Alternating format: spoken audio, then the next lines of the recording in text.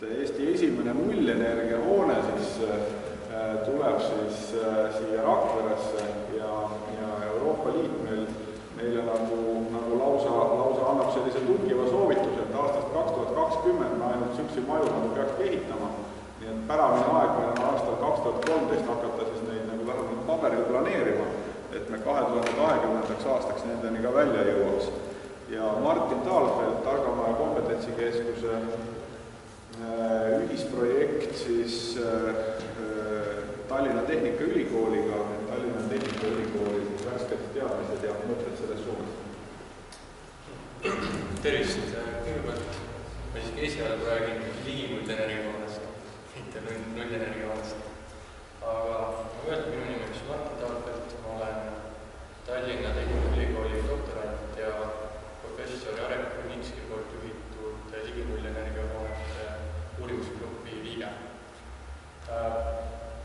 Siin Targamaja kompetentsikeskust meis aitame nõu ja jõuga siin hoone kavandamise käigus ning samuti kui ehitamise käigus läheb, siis tuleb paratamatult ette muudatusi ja siis me aitame jälgida seda, et ennast muudatustest hoolimata see esimene ligimullenergiahoone Rakvere kerkiks. Siin küll kavaametiku lõpuni ei ole väga palju aega, aga õnneks pool ettekannet on juba ära tehtud. Ma saan sellest näidest kirjumine.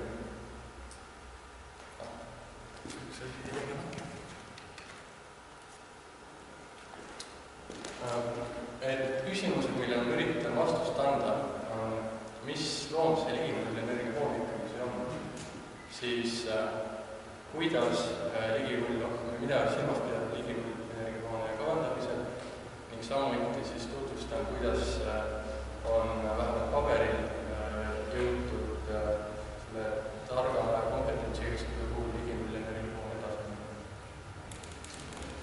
Alustuseks juba hoone energiatõhusarvu tutvustav slaid, kus siis tarnitud energiast lahutatakse maha kohapeal toodetud energia ning lõpuks erinevate energiakandjate kalduvusteguritega läbi kulutades saadakse energiatõhusarvu. Kommentaariks nii palju, et üldiselt on Euroopas selline lähenemine fossiilsetel kütustel on energiatõhusarv 1, siis elektrienergial sõltub kaalumustegur energia tootmisviisist. Eestis siis antud juhul on tegemist 2. Osades riikides on see üle 2, riikides, kus on palju kas siis tuulikuid või hüdroenergiat, seal on see väärtus lähemal 1 ning taastuvatel energiakandjatel on siis üldiselt 0,75 ja Eestis kaugküttel 0,9. Alates siis 2013. aasta algusest hakkasid kehtima Eestis uued nõuded hoonetele, miinimumnõuded, kus siis energiatõhusarvu väärtus sõltub ka küllalt palju hoone tüübist, kuna hoonete energiakasutus kõigub väga palju. Siis madalenergiahoone puhul on tegemist hoonega, mis on ehitatud väga head tasemel ning kui lisada ligimullenergiahoone tasemele, siis liidetakse nagu mõistlikul tasemel lokaalne energia tootmine. Nagu näha, siis tegelikult need arvud ei tundu olevat sugugi nullile lähedal. Et tegelikult see ligimulli tasemel midagi nõudselt ei ole ka. Kommentaariks võib veel nii palju öelda, et kui hetkel võib ligimullenergiahoone puhul arvesse võtta ainult kinnistul toodetud elektrit, siis Euroopa on liikumas seda teed, et võib arvesse võtta ka lähedal või ingliskeelel nearby renewable energy, lähedal toodetud elektrit, mis tähendab seda, et kinnistu omanik investeerib uude tootmisvõimsudesse, siis ta võib selle enda maja arvuslikult energiabilansis arvesse võtta. Samuti kommenteeriks lisaks veel seda miinimumnõuet või kuluoptimaalse taset, et see leiti niimoodi, võeti arhitekt, TTÜ teadlased oma koostööpartneritega siis võtsid arhitektide poolt ette antud sellised tüüpilised hooned. Siis analüüsiti neid erinevate välistiiretega, erinevate tehnosüsteemidega ning leiti variandid, kus elamute puhul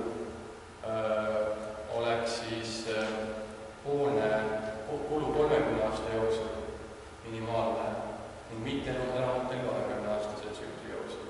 Ning lisaks siis selleks, et anda ka väike varutegur näiteks arhitektuurselt loominguvabaduse jaoks siis kvaliteediga kantakse 1,1–1,15 sellise teguriga need arvud läbi.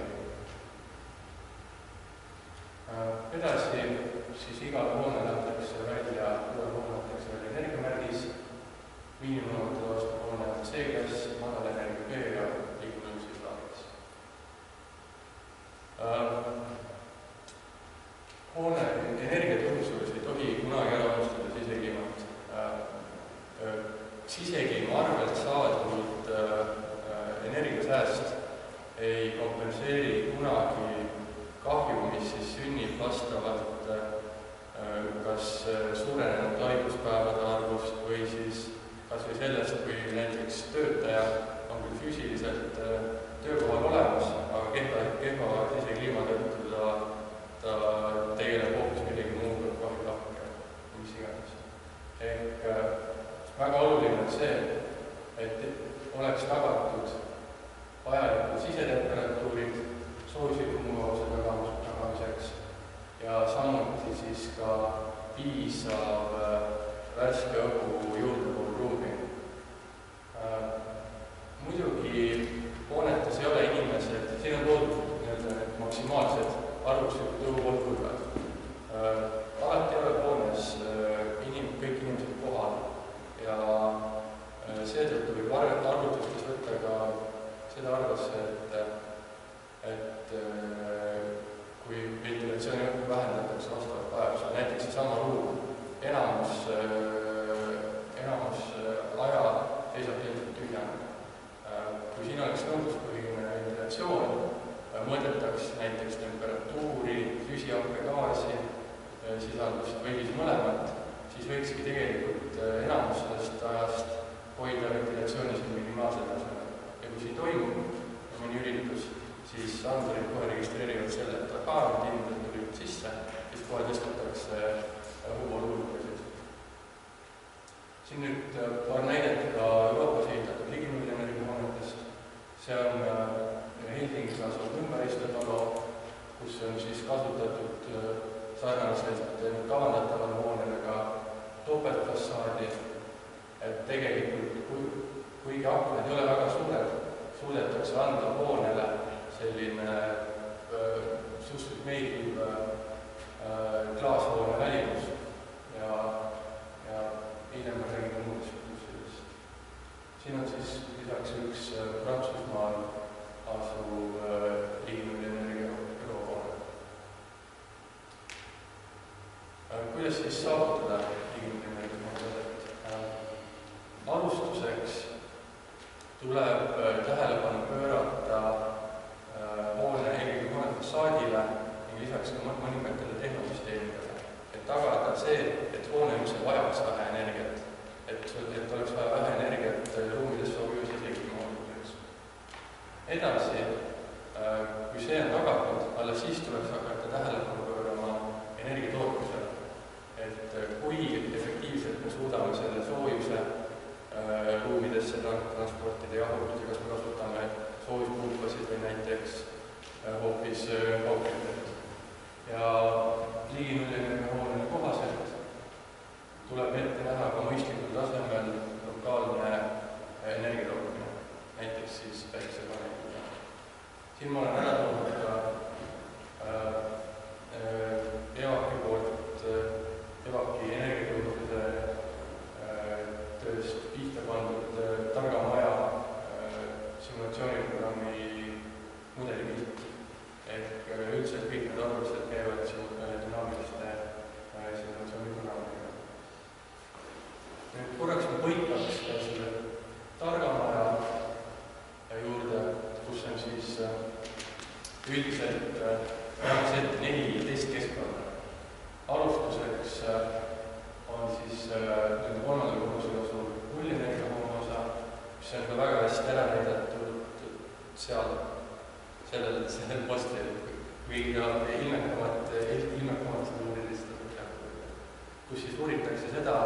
kui hästi siiski toimivad need nõudluspõhise ventilatsiooni, valgustuse, kütte ja ohutuse lahendused ruumi tasemel.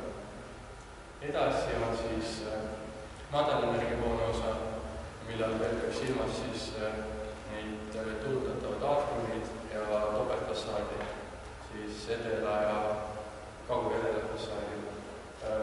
Kuna Eestis on väga vähe topeltfassaadi lahendusi välja ehitatud, siis see on kindlasti väga huvitav uurimusmaterjal.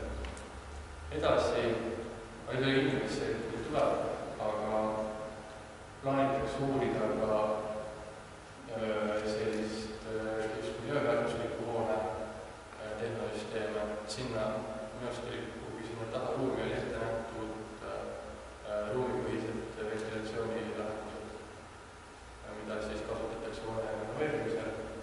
Ning samuti lõppkokkuvõttes tuleb ette näha ka väga hästi läbimõeldud kogu hoone tehnosüsteemide jälgimine, sest muidu me ei saa lõpp-pilti sellest, et mida ikkagi funktsioneerib, kuidas üks valmis ehitatud ligimude energiamoodul funktsioneerib.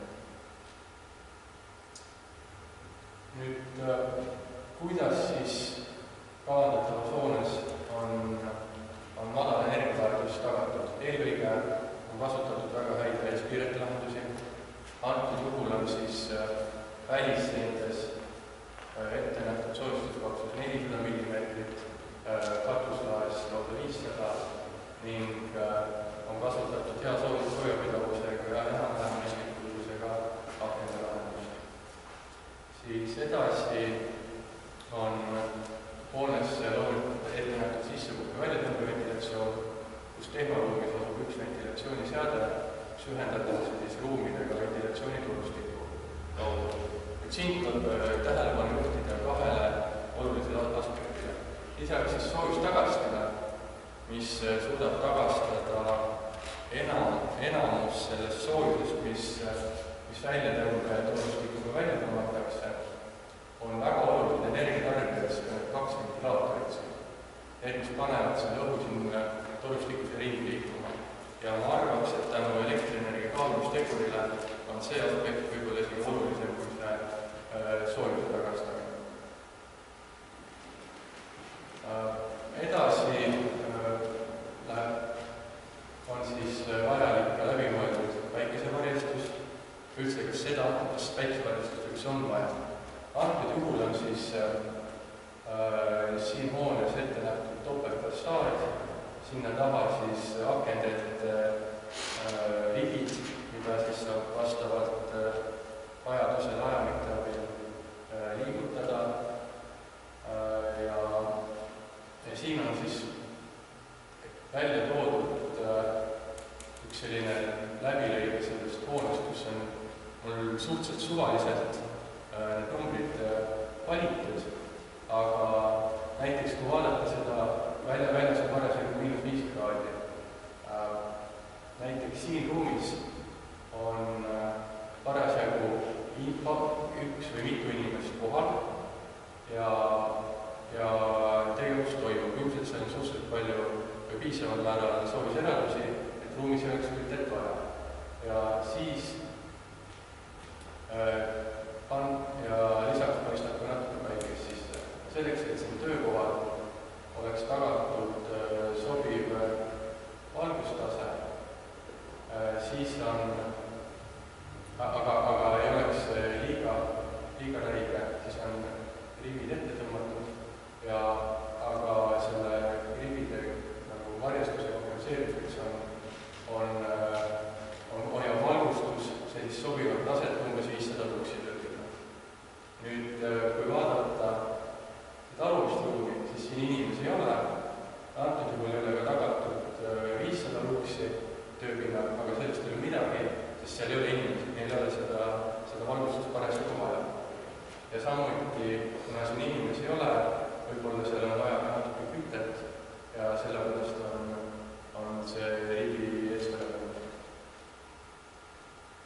Ehk siis on vaja väga säästlikku valgustust ning lisaks ka siis vajaduspõhist juhtimist.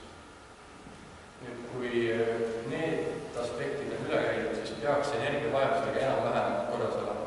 Nüüd edasi tuleks tähelepanu pöörata sellesse energia kas siis tootmisele või tarnitud energiale.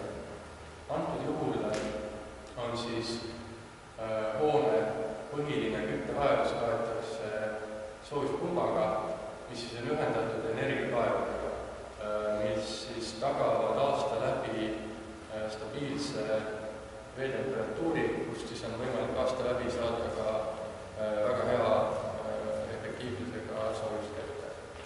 Samuti sedasama põhjavett kasutatakse jahutussüsteemi käimas hoidmiseks, ehk see on siis nii-öelda tasuta jahutus. Ja lisaks siis küttetoetuseks tipukoormuse katmiseks on ühendus kaugküttevõrguga ning nüüd ilmselt küll vist isegi ei ole vaja, aga vajadusel võib ette näha siis külmakompressoriga jahutuse tipukoormusega katmiseks. Ja kuidas see energiabilanss siis välja näeb? Siin tulbas on toodud energiavajadus. Suurim punane osa on siin ruumide kütte, siis hästi väike osa on ventilatsioonikütte ning see osa on siis soe tarbevesi. Ehk soojusvõrk, mis vaja läheb, on tegelikult need 3 tükki kokku. Ja kuna osa tipukoormustest kaetakse kaugküttega, siis selline hulk energiat läheb kaugkütte või tuleb kaugküttevõrgust ning see roheline osa on siis vajaminev soojuspuuba elekter. Edasi, see osa on vajalik ruumide ja ventilatsiooniõhu jahutamiseks. Kuna hoolimata sellest, et meil ei ole külmamasinat, ikkagi on vaja energiat ringluspumpadele, mis siis kogu seda vett seal hoones sees ringi ajavad ja samuti selle energiakaevandus. Ehk tegelikult mingi osa elektrit kulub ikkagi jahutussüsteemi abiseadmetele. Edasi on siis veel ventilaatorid, bürooseadmed ja valgustus, mille energiavajadus on võrdub tarnitud energiaga. Nüüd, nagu eelnevalt öeldud, nii diginull energiahoone puhul on vajalik lokaalne energiatootmine. Antud juhul siis on see lahendatud väikese PV-paneelidega, mida on siis terve kardus ees topitud.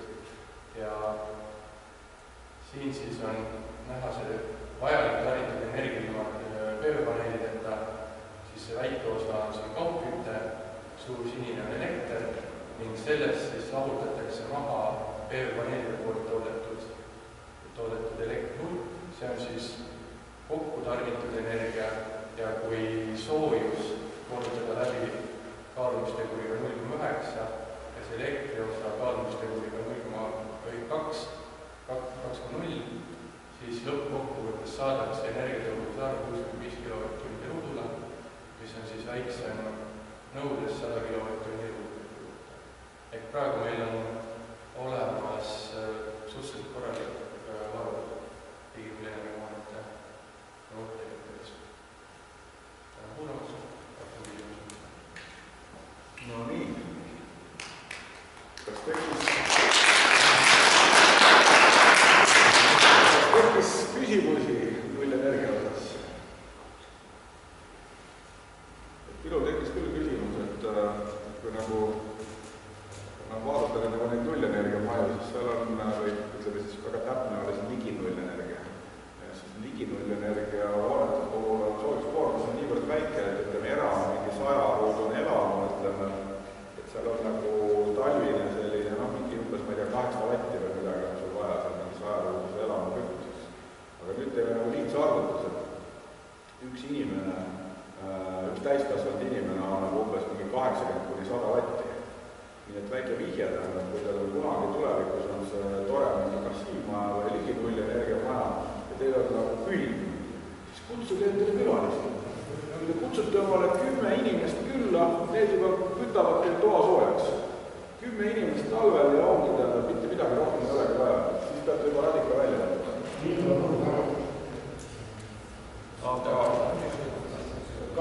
Kas on tekkinud veel küsimusi? Kas nagu keegi nagu omale tahale tahaks mingi nullenergia maja ehitada? Pigem võiks alustada madala energia. Ja siis kui tahtmist üle, siis panna ka peale Tundub, et vist hetkel ligi nullenergia majadeni